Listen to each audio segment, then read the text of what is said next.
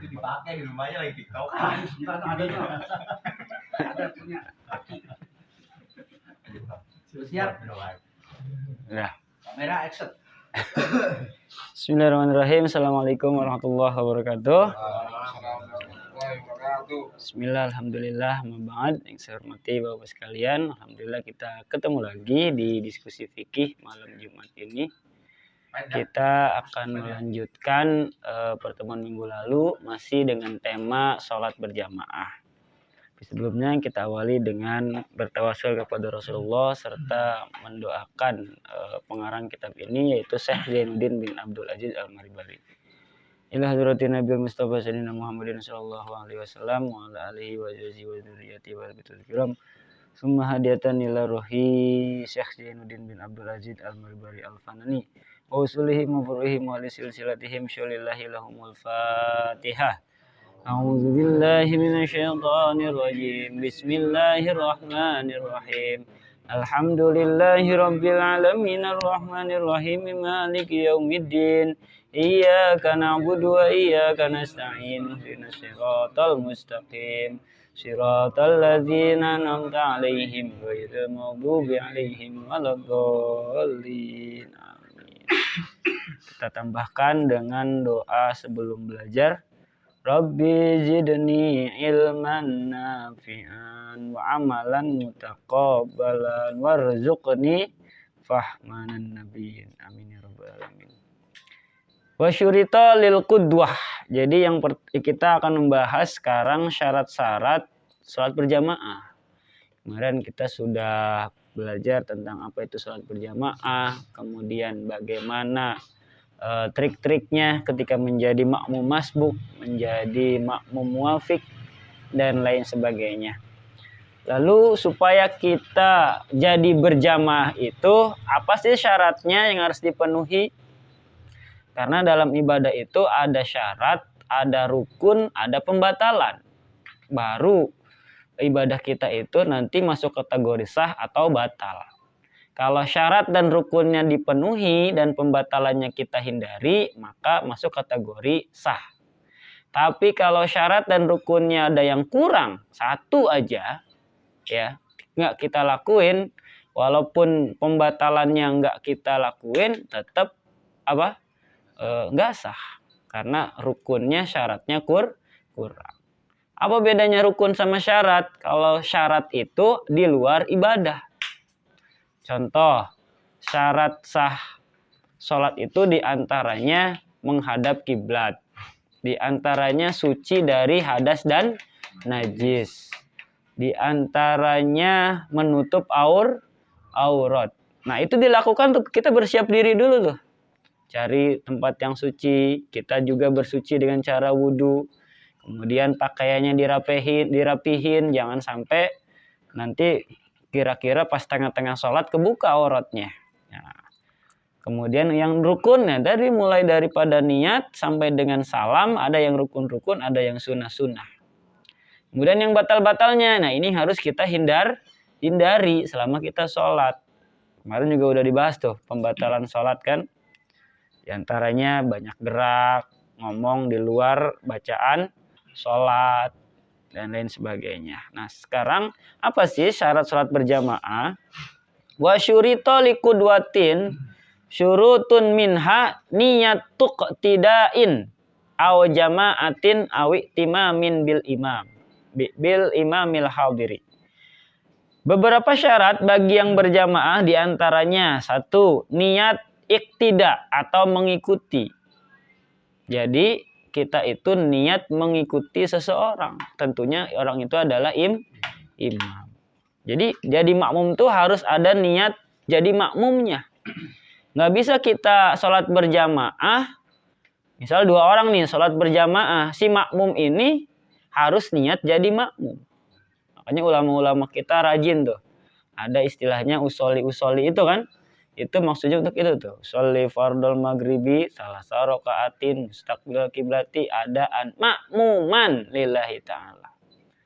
Jadi ketika sholat berjamaah, nah makmumannya itu harus hadir pada saat takbiratul ihram. Itu. Jadi kalau sholat berjamaah, si makmumnya nggak niat berjamaah, nggak niat jadi makmum, nggak jadi berjamaahnya. Gitu. Nanti kalau si imam gimana? Apakah harus niat jadi imam juga? Nah, di depan ada. Ya. Niat berjamaah bahasanya boleh. Atau niat bermakmum kepada imam yang hadir. Awis sholati ma'ahu, atau niat sholat bersama imam tadi, au kaunihi makmuman, dengan disertai au kaunihi makmuman ma'a taharrumi, beserta takbiratul ihram, atau bertindak sebagai makmum. Apa maksudnya? Yajibu antakuna hadhihi niyah. Maksudnya adalah niat itu wajib bersamaan dengan takbiratul ihram muqaranatan ma'at taharrum wa idza lam tuqtaron. Ya, apabila niat berjamaah tidak bersamaan dengan takbiratul ihram, ini menurut mazhab Syafi'i, mungkin di mazhab yang lain berbeda. Wa idza lam tuqtaron niyatun nahwil iqtida'i bitaharrum lam tanaqidul jumu'ah. Apabila niat berjamaah tidak bersamaan dengan takbiratul ihram, maka tidak sah. Jika yang dikerjakan itu sholat Jumat, karena Jumat disyaratkan berjamaah, sah salatnya kalau selain sholat Jumat sebagai munfarid. Nah, ini ada perbedaan nih antara sholat biasa dengan sholat Jumat. Maksudnya, niat itu wajib bersamaan dengan takbiratul ihram. Apabila niat berjamaah tidak bersamaan dengan takbiratul ihram, maka tidak sah. Jika yang dikerjakan itu sholat Jumat, karena sholat Jumat itu diisyaratkan berjamaah.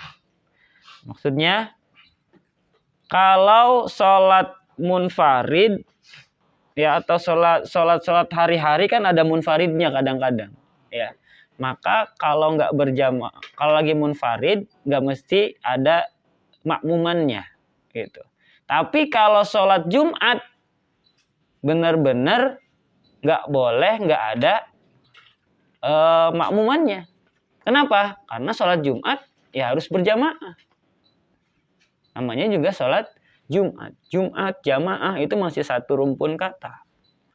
Karena sholat Jumat itu nggak ada munfaridnya. Falau taroka hadhihi niyah. Terus gimana kalau ragu atau lupa gitu ya? Walau taroka hadhihi niyah aw syakka fiha. Apabila seseorang meninggalkan niat berjamaah atau meragukan niatnya, tadi ke bawah nggak ya makmumannya? Lupa mangmang tuh, ragu-ragu. Wataba'a musolliyan, namun ia terus sholat. Tapi ragu-ragu juga. Terus aja dia sholat tuh. Sambil ragu. Fi fi'lin. Sholat misalnya.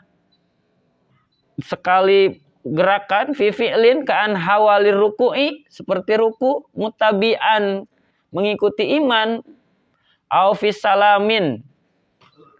Au fis salamin. Atau salam dengan maksud mengikuti. Tetapi tanpa niat berjamaah dan ia menunggu lama menurut adat, maka sholatnya batal. Jadi simpelnya gini, kalau kita ninggalin makmumannya ketika sholat berjamaah, otomatis sholat kita itu nggak berjamaah. Dalam artian apa? Atau kalau kita ragu, tadi udah ke bawah nggak makmumannya ya pas takbir gitu, pas niat.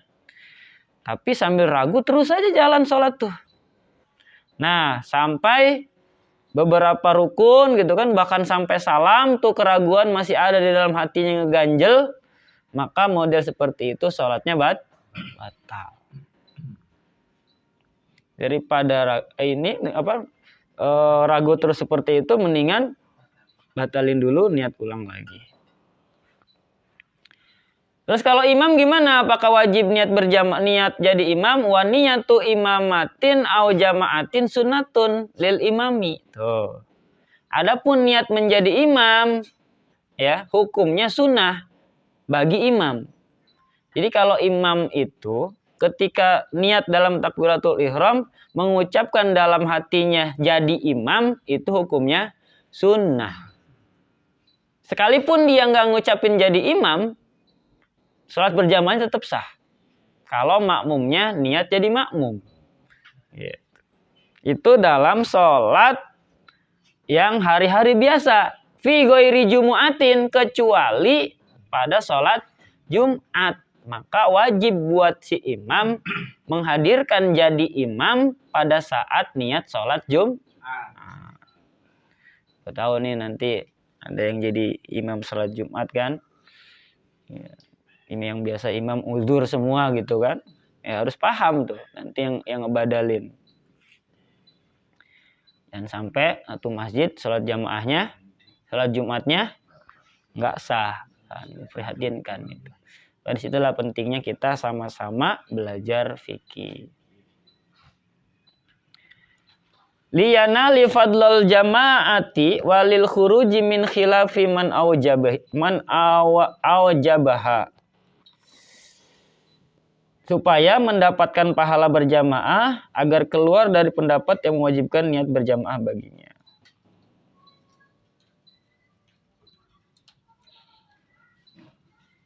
Nah, terus kalau kasusnya ke masjid mau sholat berjamaah niatnya, ya kan? Pas nyampe masjid belum ada siapa-siapa, baru dia sendiri. Dia yang adzan, dia yang iqomah, nih orang kagak datang-datang jamaah. Gimana tuh niatnya? Apakah dia tetap niat jadi imam sambil berharap nanti mudah-mudahan ada makmum yang datang? Nah, wa tasihu niyatuha ma'ataharrumihi wa illam yakun khalfahu ahadun. Sah niat menjadi imam beserta takbiratul ihram walaupun di belakangnya tidak ada orang satupun. Tetap sah tuh. In wasaqo bil jamaati, kalau ia berkeyakinan, nah ada syaratnya nih. Iya, kalau ia berkeyakinan bahwa akan ada jamaah yang akan mengikuti dia menurut kaul yang berlaku. Misalnya ada seorang yang sedang wudu, dengar nih, lagi baru wudu tuh orang datang. Udah kita nungguin wudu kan kelamaan mungkin ya. Ya udah kita sholat sendiri dulu, tapi niatnya jadi imam. Jadi begitu kita lagi baca surat, tuh si orang yang baru wudu tadi udah selesai, dia makmum, kita langsung lanjut sholat. Taunya wudu doang ke toilet. Taunya ke toilet doang gak sholat. Kena prank dia. Wa taqabil jamati alal aujahili annahu sayasiru imaman. Misalnya tadi yang baru, sebab ia akan menjadi imam apabila ia berniat menjadi imam padahal tidak mempunyai dugaan bahwa akan ada makmum, tidak sah salatnya. Salatnya malah nggak sah. Kalau kita nggak punya keyakinan nanti bakal ada yang jadi makmum kita. Ya yang paling aman ya udah niat salat sendiri aja. Biar ada orang ada makmum nggak ada makmum salatnya tetap sah gitu. Ada makmum ya berjamaah, nggak ada makmum ya munfarid gitu kan. Kemudian ada satu paragraf lagi.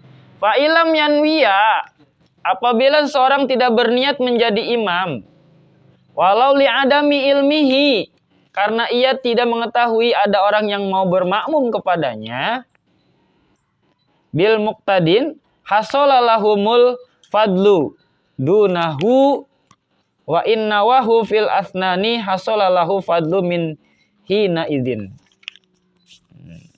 Apabila seseorang tidak berniat menjadi makmum karena ia tidak mengetahui ada yang makmum kepada dia, maka makmum mendapat pahala, namun imam tidak mendapat pahala sebab tidak berniat.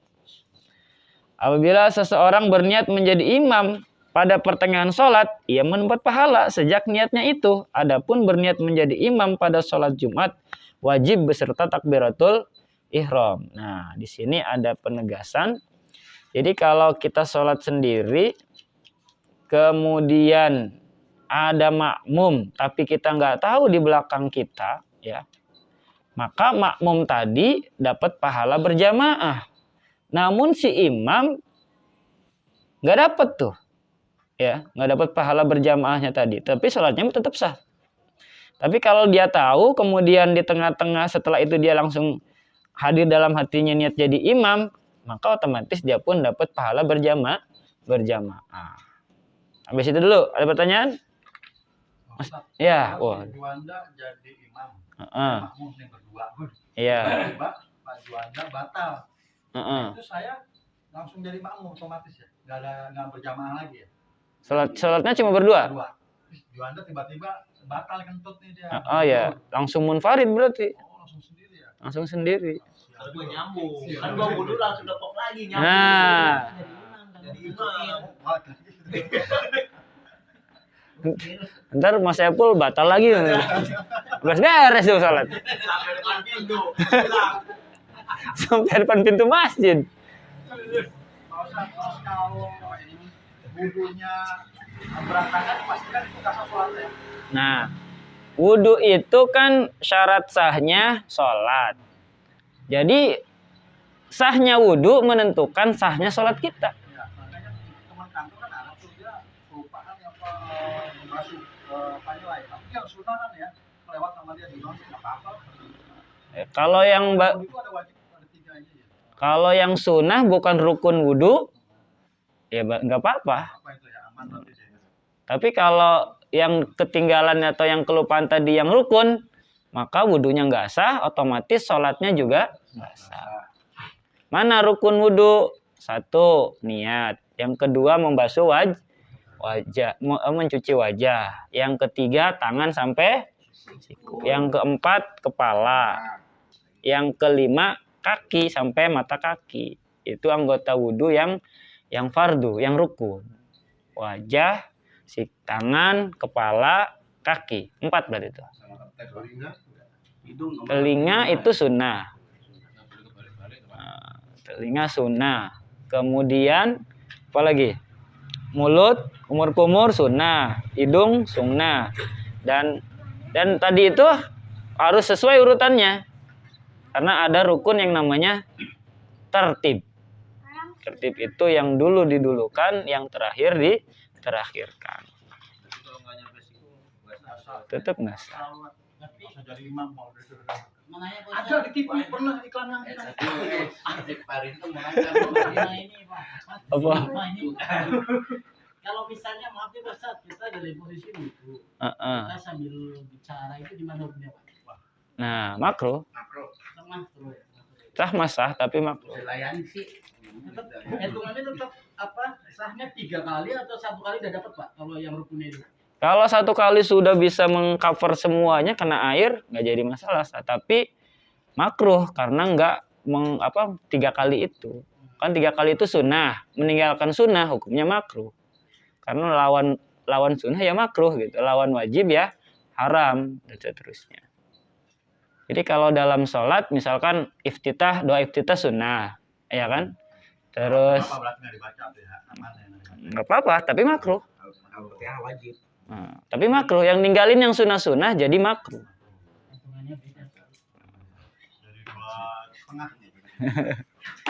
Tapi tidak membatalkan ibadah. Kalau niat, itu kan niat tidak bisa diucapkan, tidak bisa dibilang dengan ucapan ya. Kalau kita cukup di dalam hati aja ya. Misalkan kita mau sholat berjamaah di masjid, itu udah niat dalam hati, jamaah ke masjid. Apakah itu udah cukup dibilang niat? Atau sampai masjid kita harus ucapkan lagi di dalam hati? Nah, ini ikhtilaf ya. Jadi dalam 4 mazhab itu ada perbedaan. Dalam mazhab Syafi'iyah, takbir itu harus niat itu dalam hati, harus bareng pada saat takbir.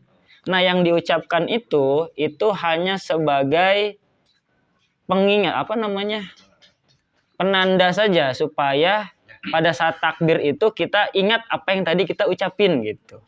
Jadi istilahnya itu hanya sebagai trigger, sebagai stimulus Supaya pada saat kita Allahu Akbar kita ingat apa yang tadi kita ucapin. Oh tadi itu saya bilang usolli fardhu zuhri imaman atau makmuman gitu. Tapi pengucapannya itu dalam mazhab Syafi'i ulama-ulama sepakat sunnah. Tapi dalam mazhab yang lain yang penting sebelum takbir juga udah sah niat itu. Oh, berarti nggak harus berbarengan dengan takbir. Iya, dalam mazhab yang lain. Pak Yudi ikut mazhab mana nih? Apa janda apa Yang gampang aja lah. Karena terus terang kalau misalkan berbarengan dengan takbir, saya belum bisa. Maksudnya ada pilihannya. Kalau yang gampang Imam Tamimi.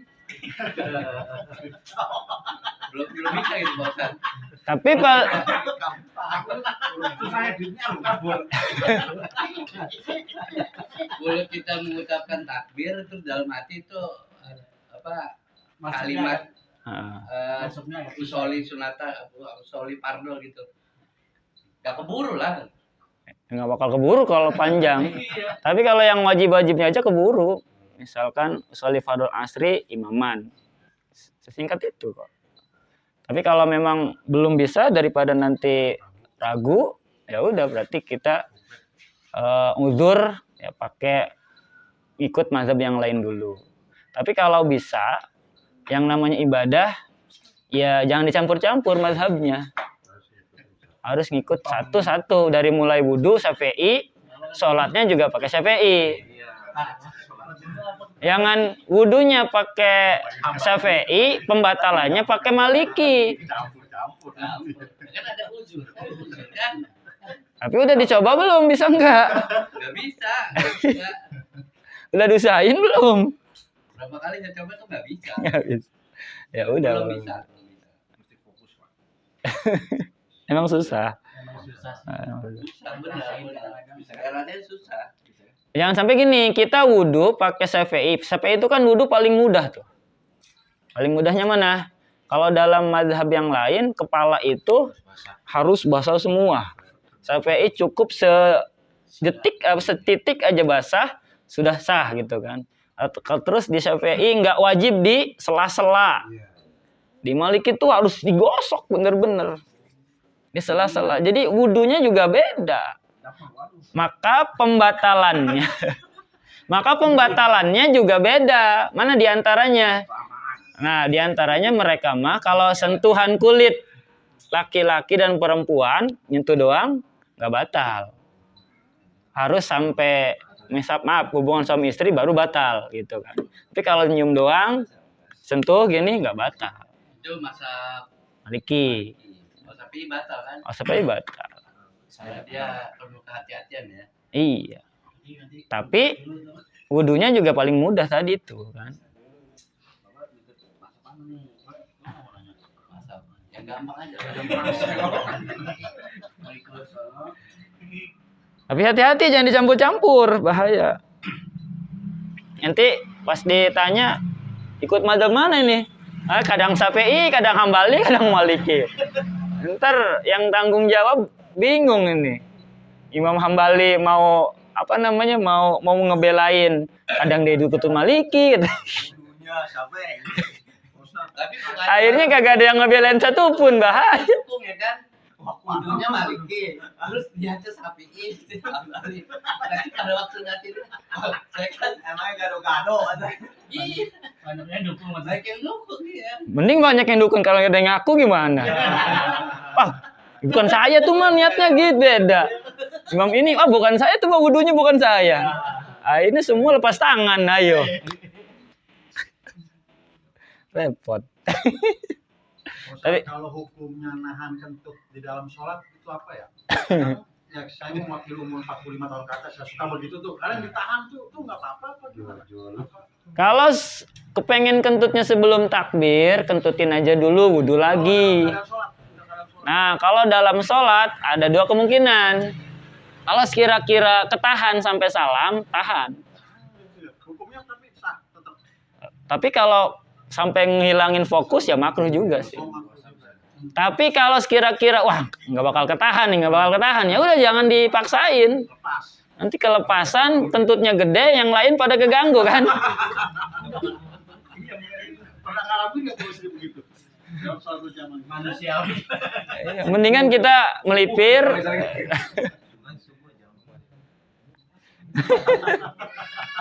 Mending melipir. Gue juga begitu soalnya. Berangkat dari pengalaman pribadi. Oh ya, nggak Anda jepit. Bocor halus. Bocor halus. Batal nggak jadi? Katanya enggak kali ya. Terus satu Tapi lagi emang Pak, kadang-kadang Pak Ipul kalau misalkan kita lagi sholat itu Ada ngantuk. Nggak Nggak kelihatan ya. Kalau dengan tuh. Kadang-kadang di perut atau di dubur itu suka kayak ada kesel. oh iya, kerasa tuh kayak ada yang jalan. Lagi beginian gitu ya. Pas dibuka tuh nih. Enggak dua itu. Saya bertanya Pak, Ya, monggo. tentang niat tadi kan, kalau di sholat Jumat kan imam wajib Niat. niat Ini jadi imam. Ini kalau seandainya jadi imam Idul Adha atau Idul Fitri itu niat jadi imam nggak? Si imamnya mesti niat jadi imam nggak itu? Nah, pertama sholat itu kan hukumnya sunnah. Idul Adha Idul Fitri itu. Yang wajib aja, yang sehari-hari itu nggak mesti jadi niat jadi imam. Apalagi itu sholatnya sunnah. Tapi afdolnya kalau dia jadi imam ya niat jadi imam. Tapi bukan nggak jadi kewajiban tadi itu. Artinya kalau dia lupa sekalipun, ya tetap sah gitu jamaahnya. Tapi kalau dia ingat jadi imam ya afdolnya niat yang jadi imam utamanya gitu. Gitu.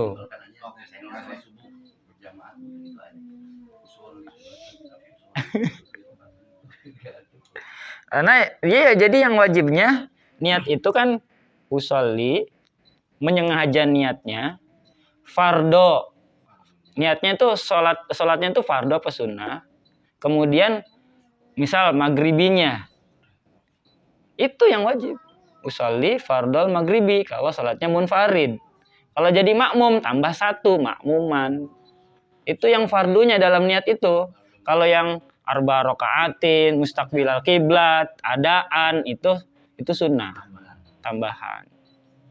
Orang kalau mau 2 menit sholat juga bisa, ruku nggak usah dibaca, nggak usah dibaca. Bisa juga. Kan ada tumanina. Nanya cuma ngebut.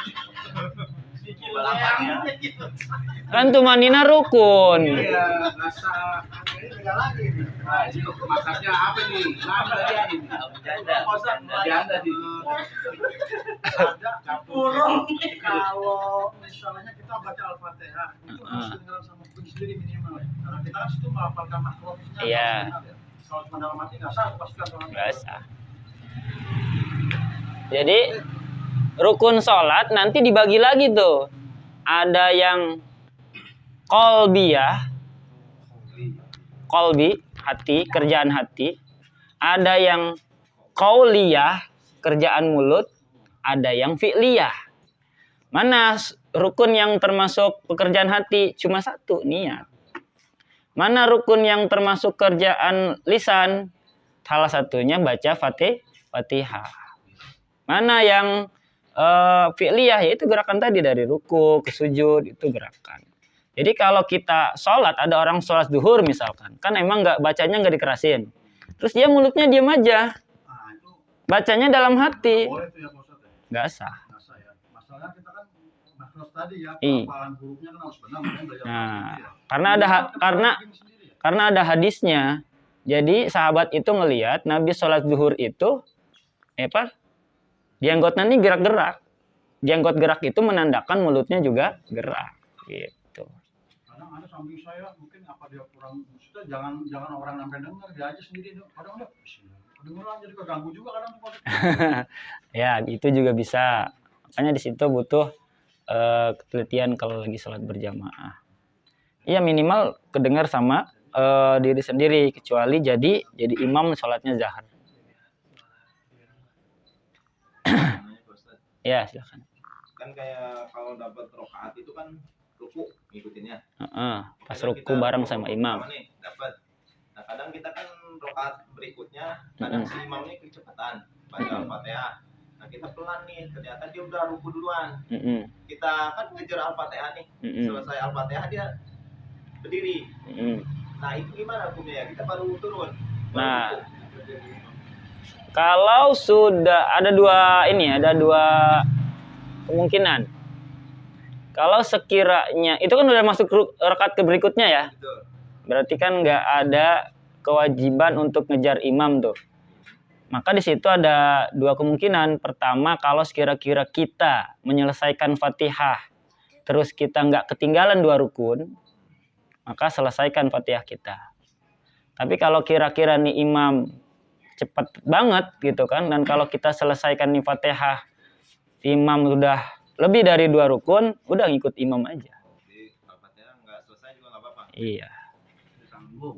Tapi ya sebelum kita jadi makmum juga harus pinter-pinter. Lihat dulu nih imam biasanya tabiatnya gimana. Kalau ini imam tabiatnya sholatnya agak cepat, kita juga Fatihahnya agak cepat gitu. Ada tempat saya Pak Ustadz, imam istiqlal, imam besar. Dia tuh kalau sholat terkenal cepat. Bilang saya sampai kadang diskusi sama teman, jangan-jangan nih kayak ruku, tidak dibaca nih, karena dia sama Allah lima hamidah, nggak jedanya langsung ruku, langsung sujud, abis sujud bangun lagi. Kayak yang wajib-wajib aja yang dibaca sama dia kayaknya sih. Iya. Kan tumumina itu 1 kali bacaan. 1 kali bacaan. Iya, kayaknya mau sekali gitu. Iya, yang penting kan ilmunya udah. Artinya dapat. Berarti sekali-sekali tasbih itu terpenuhi. 1 kali tasbih. Subhana rabbiyal azim. Itu kan kalau sholat di kereta tuh yang sering merhatiin tuh. Orang langkas semua. Iya kan. Waduh. Cepet. Iya. Tapi namanya juga nih Pak Ustadz, yang nemu juga di Jakarta nih. Kadang kalau surat Dipungut gak? ya, Kan nemu tuh, dipungut gak? Amin. ya saya rasa kan kalau sholat duhur itu kan istiqah kan sunnah hukumnya ya. Terus Al-Fatihah wajib, terus baca surat kan ya. Tapi saya lihat itu kayaknya Al-Fatihah kalau kita istiqah belum nyampe Al-Fatihah udah ruku aja, itu emang dia baca Al-Fatihah aja atau gimana Pak? Iya, Boleh gitu Mas? suratnya nggak apa-apa, nggak dibaca, sunnah itu. Surat sunnah. Kalau itu yang dilakukan imam pada waktu sholat berjamaah itu apakah baca iftitah diselesaikan terus baca surat Al-Fatihah, tapi khawatir imamnya tuh udah langsung ruku gitu. Itu gimana? Apa kita langsung baca surat Al-Fatihah? Langsung aja buat ya. Nggak usah iftitah. Kalau ada kekhawatiran kayak gitu. Tapi kalau kita sudah kenal sama tabiat imamnya, ada kemungkinan selesai iftitah, baca iftitah gitu. Karena Jadi kalau misalnya Akarannya cuma Al-Fatihah aja Kali kan. ya, Cepat Pak. banget. Ya, Iya. tapi salah satu keuntungan jadi makmum ya tadi semuanya ditanggung sama imam. Sekalipun bacaannya misalkan Fatihahnya nggak selesai, terus kurang fasih segala macam, itu imam yang nanggung. Hanya jadi imam tuh berat. Saya pernah ngalamin juga itu waktu sholat-sholat yang sir ya, yang bukan jahar itu. Itu seperti kayak sholat zuhur, sholat asar. Itu baru baca doa iftitah, atau imam tuh udah selesai baca surat udah ruku. Kayak baca Al-Fatihah aja kan ya ini ya. Iya. Al-Fatihah aja. Berarti kalau gitu beres takbir langsung ke Fatihah. Iftitahnya skip biar. Berarti pada waktu itu yang saya sholat lakukan itu ditanggung sama imam ya Al-Fatihah kita ya. Iya. Pak Ustadz, doa itu kan ada banyak ya. Ada banyak pilihan yang nggak cuma yang kita kenakan. Mazhab mana nih? Mazhab mana nih? Abu Janda. Ada 5 ternyata saya baca-baca tuh doa iftitah itu. Apa semua enggak? Beberapa gua. Yang sering saya baca yang pendek. Yang lihat tabiat imamnya seperti baca lagunya yang pendek tuh ada tuh yang pendeknya cuma berapa itu ada. Beda kan yang di Mas Pras yang di Muhammadiyah juga bacaan iftitahnya beda kan ya? beda. Allahumma ba'id itu. Iya yang Pendek dia. Allahumma ba'id. Panjang lah, nggak salah nih. Panjang nggak salah.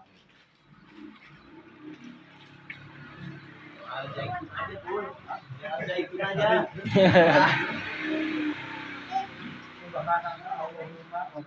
Ada itu udah itu pendek. Apa?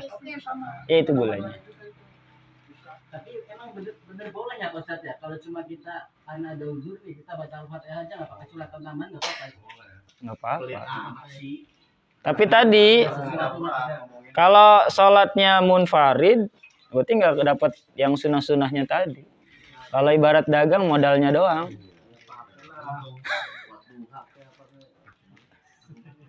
kita membaca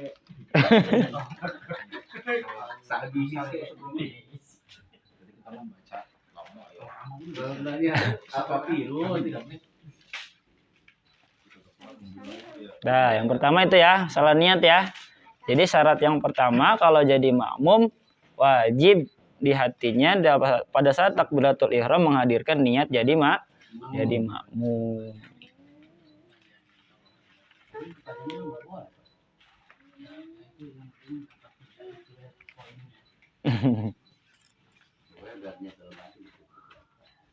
Ada juga riwayat seperti itu. Ayo Abu Janda. Janda lagi di Israel. Janda lagi di Israel. Abu Janda. Nanya lagi ya?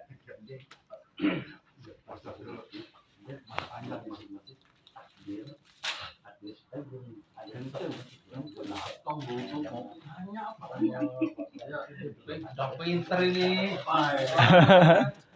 Ciri-ciri yang nggak nanya itu udah pinter. Makomnya udah beda kayak gini. Iya. Dua di antara. Ada Dia keblinger. Yang kayak kita namanya berpikir positif.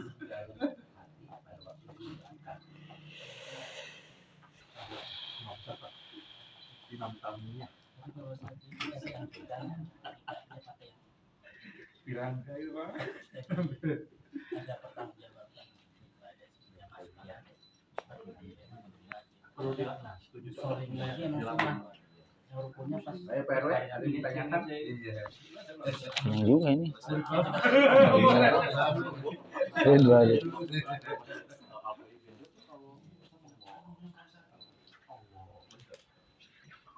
Dah. Berapa kali itu sampai dapat. Emang Lanjut ngerasain. Lanjut. Dikit lagi. Yang nomor 2. Lanjut ya, yang nomor 2 ya, syarat-syarat yang kedua nih. Wa minha ada mutaqaddumin fil makani yakinan ala imamin biakibin.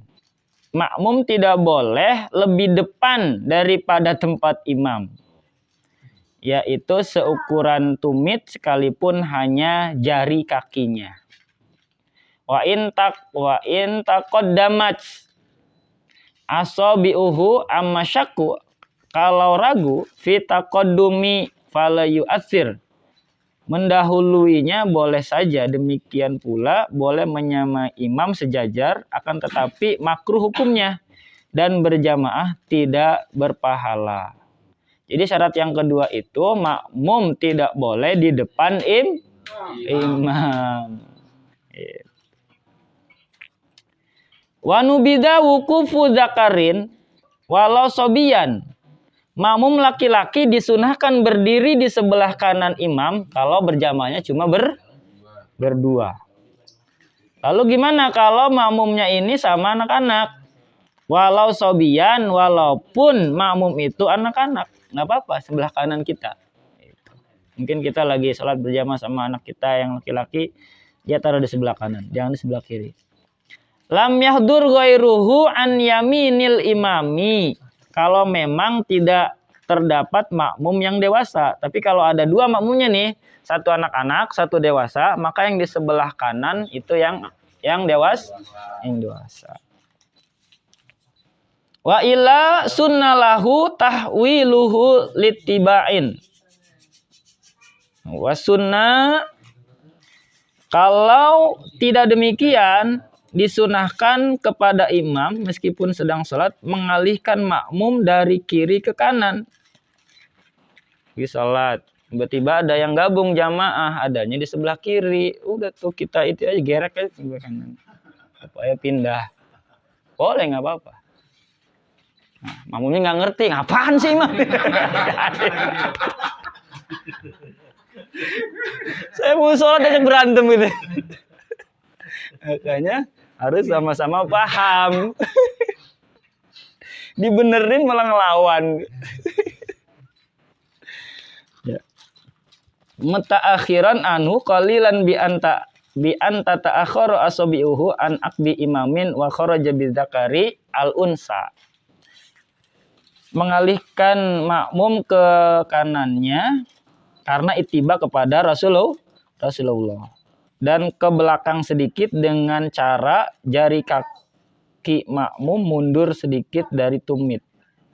Jadi minimal jaraknya setumit nih, jarak antara makmum di depan sama imam di belakangnya, 1 tumit. Kalau berjamaahnya berdua.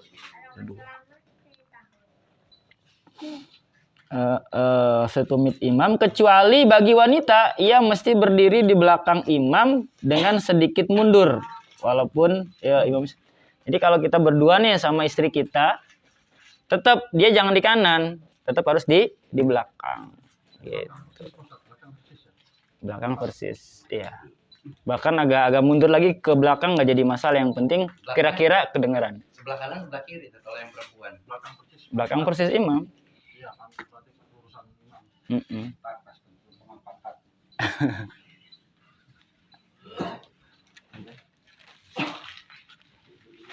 Mana dalilnya? Ini ada hadis yang diriwayatkan oleh Syekhon.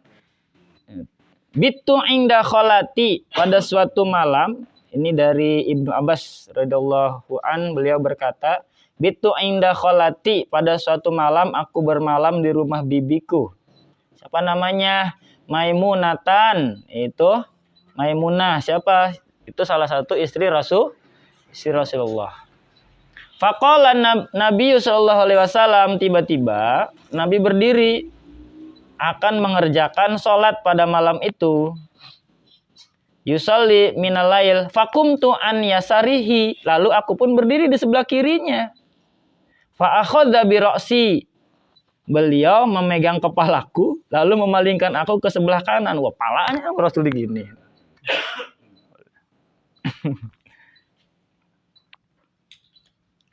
Fa in ja'a dzakarun akhar. Ngapain? Enggak boleh. Nanti. Fa in ja'a dzakarun akhar, apabila datang laki-laki yang lainnya. Jadi lagi sholat berdua ya, sama-sama laki-laki. Tadi kan harus di sebelah kanan imam tuh. Gimana kalau bukan tiba-tiba kemudian ada lagi makmum berikutnya, makmum kedua nih.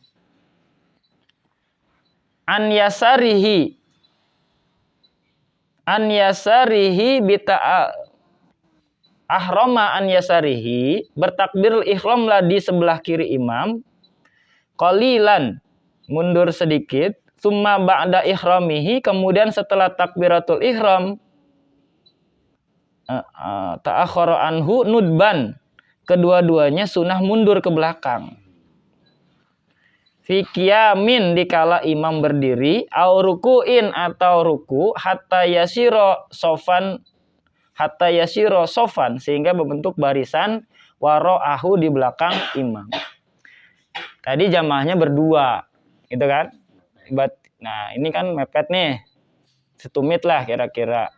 Kemudian datang makmum baru, dia takbir dulu di sini sebelah kiri. Habis takbiratul ihram, nah dua-duanya ini mundur ke belakang. Jadi bikin formasi tuh. Dia nggak mau masuk, nggak mau mundur tuh. Ngasih bisikin. Oke, kebatal. Akhirnya sejajar sama saya dia tuh. Saya gini-gini nggak kurang ngaji kali ya, nggak pernah ngaji dia. Saya gini nggak tetap aja di depan maksudnya. Saya udah imam kan, harusnya dia bareng kedua ke baris. Mas mundur. Baru dia oke. Tar dulu. Ngomongnya pas udah takbir apa belum itu? Belum. Oh, belum. Dia mundur dulu maksudnya. Ada. Karena kalau yang nggak pernah ngaji kok nggak ngerti. Kode gitu tuh nggak paham dia. Lagi tambahin gimana mas? Sekarang pertanyaan sih, dosa nggak ngajak apa ngobrol orang lagi sholat? Bukan ngobrol. Karena dia nggak ngerti diginiin, nggak mundur. aja. Jadi Nah, masa baru Jadi kalau kayak gitu, Apa? Nggak boleh nanti BS. jadi takbiratul ihram dulu atau ini dulu Pak Ustaz? Sunnahnya takbiratul ihram dulu baru nepuk. Nah, ini baru lagi nih gua tahu nih. Karena ngaji berarti salah. Karena biasanya nepok dulu. Iya. Saya sih mesti nepok dulu. Ini baru tahu nih karena ngaji nih. Bapak teh ngaji nih. kalau nepok dulu. Ihram dulu baru nepok. Wah, nggak tahu tuh. Saya baru tahu Saya ini. bosan. Karena apa? Kalau nepok nggak takbiratul ihram terus langsung nepok, ngeprank. Nanti nepok dia bodoh. Belum tentu gabung ya? Iya. Jadi kurangin gerakan juga itu Pak Ustaz ya. Iya. Satu ya temannya ya. Iya. Soalnya kalau gerakan di sholat itu batalnya berapa kali sih? Bergerak 3 kali berturut-turut dalam satu rukun. dalam satu rukun. Nah, Satu rukun. pas saya ada tuh lagi tahiyatul akhir, Hmm. kan dia kan punya teritori ya kalau orang sholat ya. Ya. Dia lewat tuh dia nyegat Ah. 1 kali, ada lagi nyegat 2 kali, segat lagi, sampai ada 4 kali itu nggak apa-apa maksudnya. Nah, kalau dia tujuannya buat nyegat tadi itu kan nggak apa-apa. Kalau apa itu aman ya. Kecuali nggak ada siapa-siapa dia gini-gini terus. Nah itu ya. Ya, lihat lagi. Saya baru lihat. Paham. Kalau lagi sholat kan kita ada kadang ada buru-buru kan. Para sholat Kejadian tempat dia ya. Lewatnya set. Karena emang jangan salah apa kan. Malah dia lewat kita. Ternyata ada orang Pengalamannya banyak beliau. Malu udah tua, pengalaman lebih banyak. Dicatat pun tadi pun. Takbiratul ihram dulu. Ya, baru tahu orang. Nih, dasarnya ini nih hadis dari Jabir radhiyallahu an yang diriwayatkan sama Imam Muslim. Kumtu an yasari Rasulullah sallallahu alaihi wasallam. Saya sholat di sebelah kiri Nabi. Nanti berisik. Lalu beliau Nabi sallallahu alaihi wasallam fa ada roni an yaminihi summa jaa Jabbar bin Khadri faqama an yasarihi. Lalu beliau memutarkan saya ke sebelah kanannya. Kemudian datang Jabar bin Sukhar, ia berdiri di sebelah kiri Nabi. Maka Nabi mengambil tangan kami berdua lalu menolaknya, menggesernya ke belakang. Sehingga beliau menempatkan kami di belakangnya. Nah, ini dasar dari aturan yang tadi itu. Jadi takbir dulu di kiri imam. Habis itu baru kita nepok si makmum yang di sebelah kanan tadi itu. Kemudian mundur. Nah, kalau dia nggak mundur, Pak Ustadz, nggak ngerti nih. Ya nggak apa-apa. Berarti lanjut aja kita sholat. Langsung aja kita Iya. di belakang imam tadi aja. Nggak usah langsung. Jojong aja berarti dia kurang paham.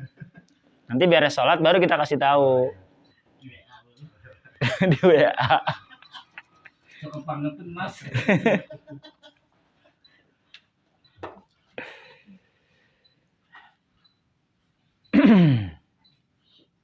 Nah, ini tadi ada jawabannya nih. Kebalikan dari cara itu ialah jika makmum yang di sebelah kanan imam itu mundur sebelum makmum yang kedua takbiratul ihram atau kedua-duanya tidak mundur atau mundur bukan dikala imam berdiri atau ruku, hukumnya makruh dan dapat menghilangkan pahala berjamaah. Kecuali kalau imam yang maju maka hukumnya diperbolehkan. Atau solusi kedua, dua-duanya nggak ngerti-ngerti nih makmum, imamnya aja yang maju. Mentok. Kecuali nggak dengan syarat nggak mentok. Kalau mentok susah juga dia. Kalau maju dinding ya dapat. Maksudnya kalau di depan imamnya juga luas gitu kan. Solusinya itu.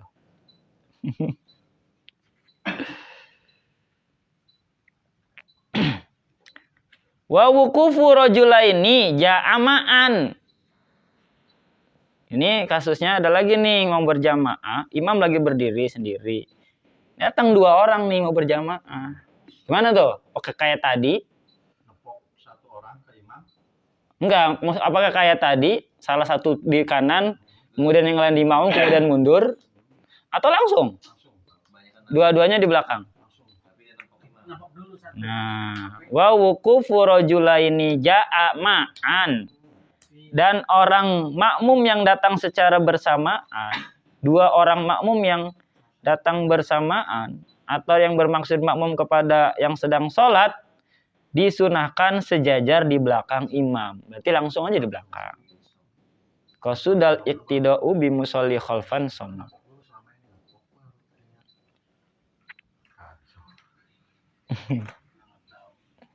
Wa nubidza wuqufun fi shaffin awal wa huwa mayalil imam wa in takhalalu minbarun aw amudun. Sunnah berdiri di saf atau barisan yang pertama mengikuti imam walaupun terhalang oleh mimbar atau tiang.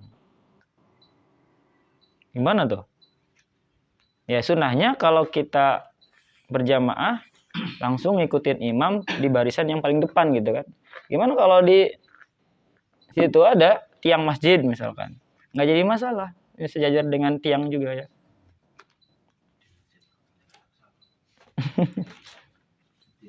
Ustaz, kalau kan gerakan itu maksudnya lafiyah ya? Apa?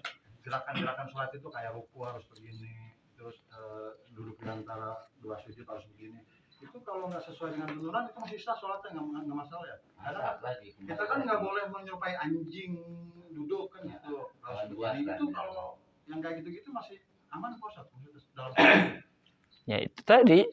Kalau ada yang larang-larang gitu tapi tidak apa namanya? Tidak membatalkan tapi makruh aja. mengurangi pahalanya. Kayak sholat wudhu sujudnya gini gitu kan. Tapi kalau yang sujudnya model gini nih, kan ada suka jadi. Ini nggak sah. Kenapa? Karena yang anggota yang wajib kena sajadah ketika sujud itu kan ada 7 tuh. Jidat 1, 2, 3, 4, 5, 6, 7 kaki. Kalau satu aja nggak nempel di sajadah atau di keramik pada saat kita sholat, maka sujudnya nggak sah, sholatnya juga nggak sah. Gitu. Dan itu juga nggak boleh lebih dari 7. Kadang nempel hidung. Nah, kalau hidung sunnah. Sunnah. Kalau nempel tuh jadi 8. Jangan kelebihan kan mau semuanya udah tidur.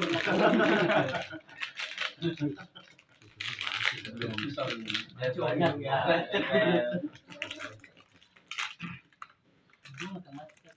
Ada lagi? Cukup?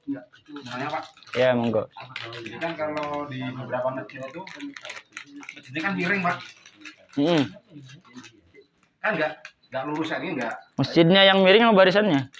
Masjid arah kiblatnya awalnya kan lurus, jadi nggak tahu diukur atau apa, jadi miring kayak gini nih, miring ke kiri gitu. Ya. Nah, terus kan posisi jadinya kan posisi yang sebelah kanan itu melebihi dari si imam kan Pak.